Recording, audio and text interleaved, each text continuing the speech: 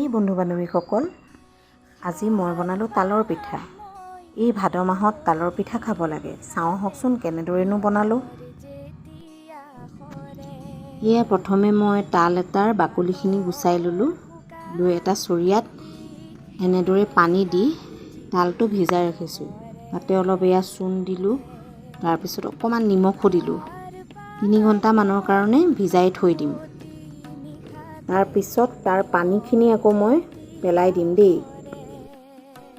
তালটো সাধাৰণতে তিতা হয়, গতিকে সেই পানীখিনি পেলাই দিব লাগিব, তেতিয়াহে তাৰ তিতা তিতা ভাৱটো গুচি যাব। এতিয়া এয়া মই অলপমান চাউল ভিজাই ল'লোঁ, লৈ মিক্সিত খুন্দি পিঠাগুড়ি বনাই ল'লোঁ।